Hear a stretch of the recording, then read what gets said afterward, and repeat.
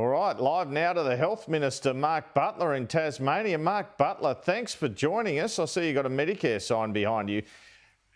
Angus Taylor says you're just returning... Strengthening Medicare, Andrew. Well, Angus Taylor just said you're returning to Medicare to where it was, apart from the fact they're going to match you, which I was surprised by. But they say that in terms of the full national accounts of all Medicare visits, 2014, the GP bulk billing rate was 82.5. 2014, 84, and that was when Peter Dutton was Health Minister, and in 2019, 86. Yet, as of December 2024, it was just 77.7%. Have they got a point? The first thing I'd say is don't take health policy advice from Angus Taylor, Andrew. The second thing I'd say is that, frankly, they were cooking the books on bulk billing data. The data that Peter Dutton trumpets all the time was called by the College of General Practitioners skewed and misleading. We've been very transparent about the bulk billing data that we have published on a regular basis since we came to government. It's by state, it's by region, it's by electorate, it's all out there for people to see for the first time. We didn't have that before we came to government. But the point I'd make is that Peter Dutton in 2014 tried to abolish bulk billing altogether, and when he couldn't do that, when the Senate blocked him, doctors opposed him. Instead, what he set about doing was effectively to strangle bulk billing slowly by freezing the Medicare rebate. Now, to their credit, Australia's doctors hung on for as long as they possibly could after 6 years of having their income frozen while their costs continued to rise. But at some point, the thing broke. And we inherited a situation when we came to government of bulk billing being in free fall. They're not my words, they were the words of the GP's college. Bulk billing was in free fall. So I'm not going to take lectures on bulk billing from a guy who tried to abolish it. Peter Dutton tried to abolish it. The situation we face now with bulk billing in free fall, out-of-pocket costs soaring, and more Australians choosing not to go to the doctor because they can't afford it, is a direct result of a deliberate decision made by Peter Dutton. All right. In 2019, these figures, national accounts of all Medicare visits in Australia was 86%. It's now 77%. What do you think the real figure was in 2019 if you say, and you have made the accusation, a serious accusation, that they, quote, cooked the books?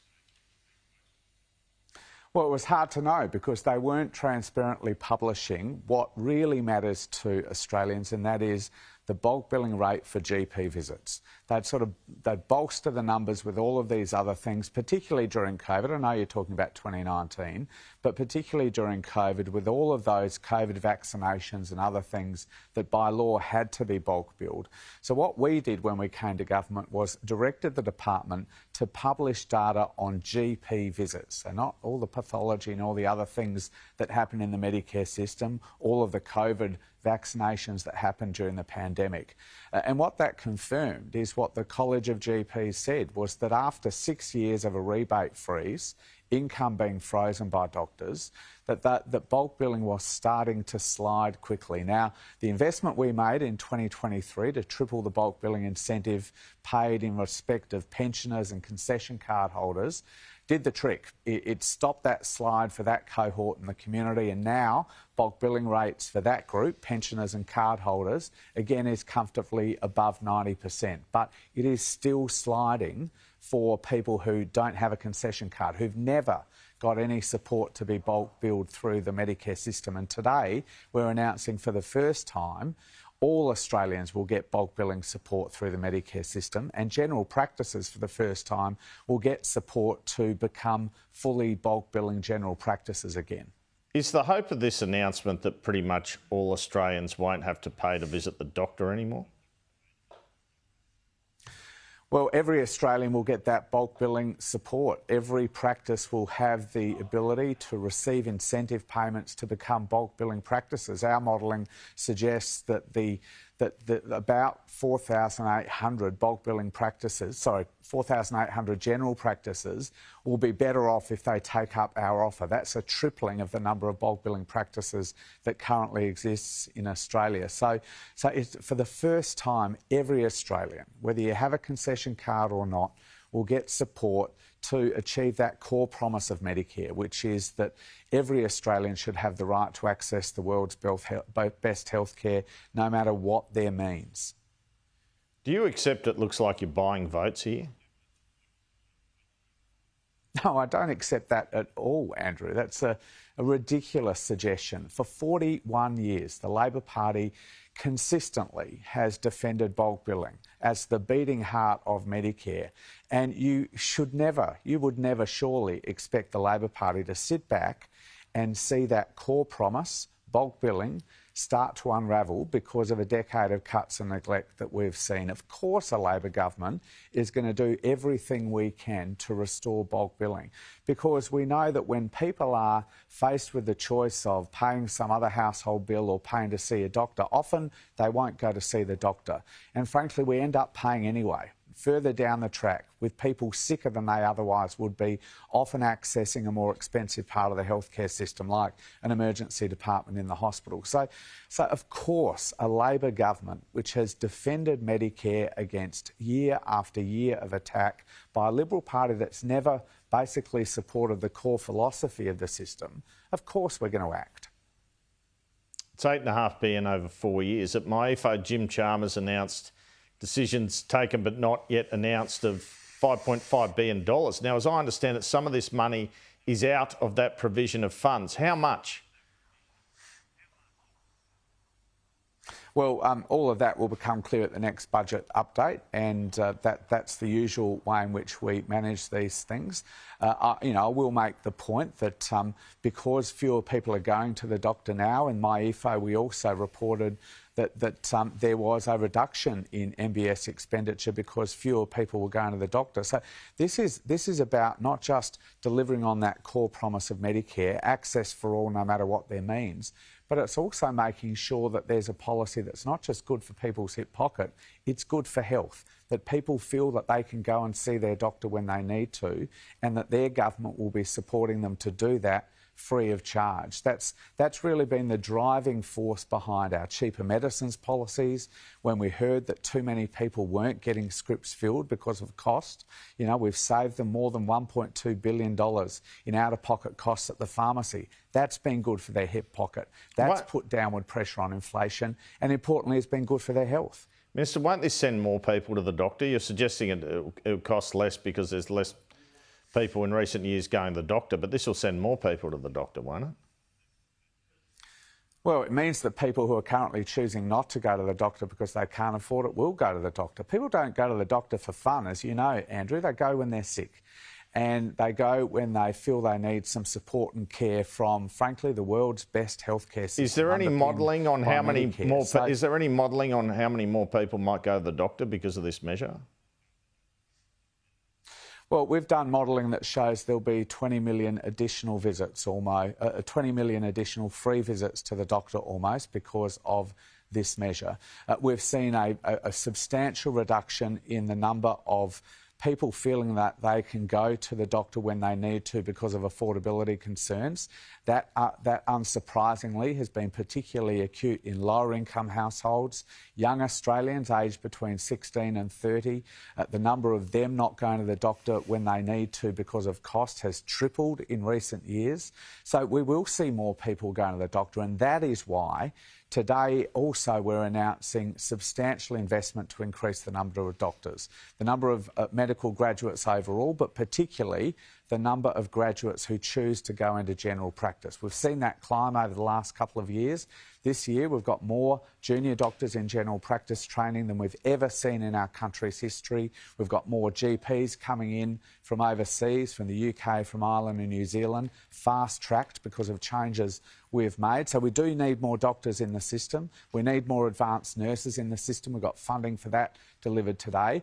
But I do want to see a situation where people go to the doctor if they feel they need to. Mr Butler, I just want to ask again about this decisions taken but not yet announced. I don't understand. You're promising $8.5 billion. Why you can't tell us where the money's coming from? Is this leading to higher deficits? Is it because the government's banking extra revenue from somewhere else? Why can't, if there is a decisions taken but not announced component in this, can't you tell us it's $1 billion or $3 billion or the whole $5 billion that's coming out of that? Well, I can tell you, Andrew, that, of course, a number of measures are going to be rolled out over the course of coming weeks, and the way in which they're accounted for will be made clear in the usual way at the next budget update. And you know, that has always been the way in which governments and oppositions have operated. And that's the way that we'll be operating as well. I mean, we have run a very responsible budget over the past 2.5, 3 years that we've been in government.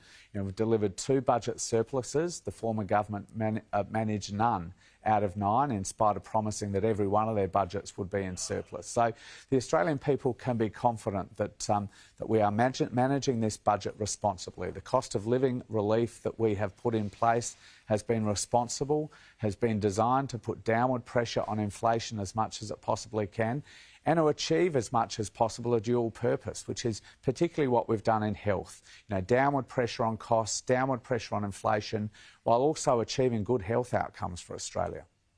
Is the next budget update an economic statement as opposed to a full budget? Well, that's a matter for the Prime Minister. We've got a budget set on March 25th. We've been working, I'm a member of the Expenditure Review Committee, we've been working towards that. Ultimately, whether there's a budget or whether there's an election, obviously, is a matter for the Prime Minister. We're working as ministers to ensure that that either of those options deliver the best outcome for the Australian people and the Australian budget. But if there's not a full budget, there'll be an economic statement by the Treasurer. Well, the usual arrangements will apply, Andrew. Do you expect the election to get called next Sunday?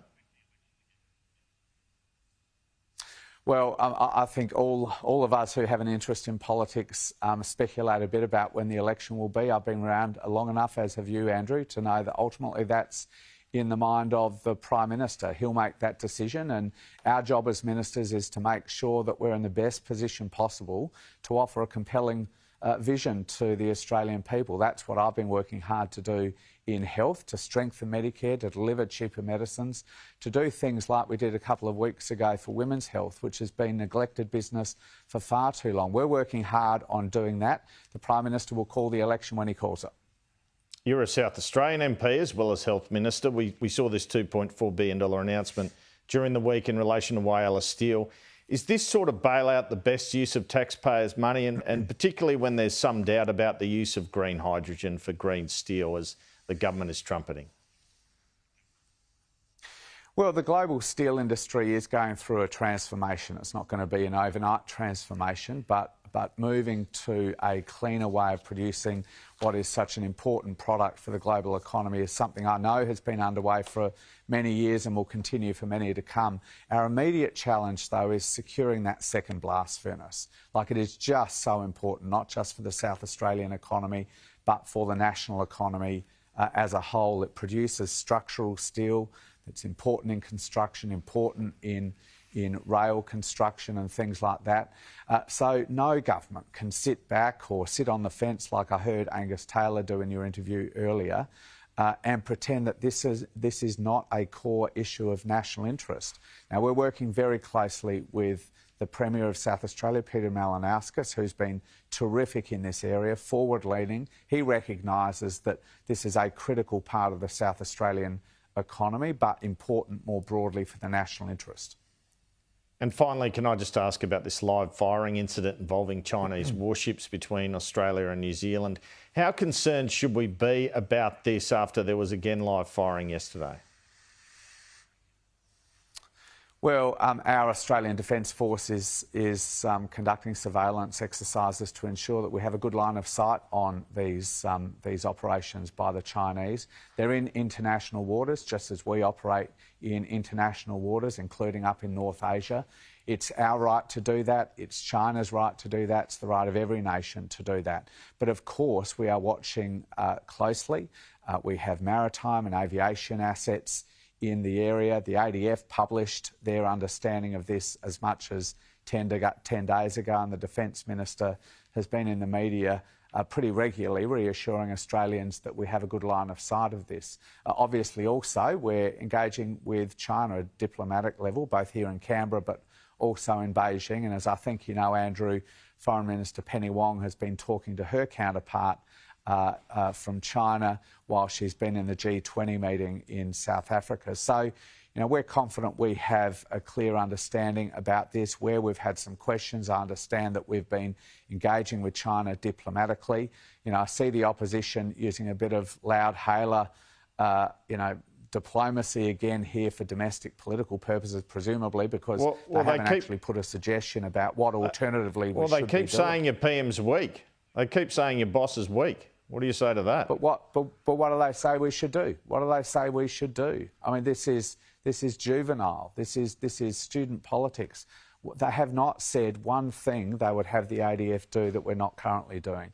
The ADF know how to manage this. I have complete confidence in their ability to manage it. They've been across it for a considerable period of time now. They've been conducting surveillance activities, as every Australian would expect our Defence Force to do. Our diplomats have been engaging with China here in Canberra and Beijing. And all you have from the opposition is yelling and screaming. What have they suggested we should do differently? Nothing. It's all about the politics, including, bizarrely, in relation to national security. Mark Butler, thanks so much for your time.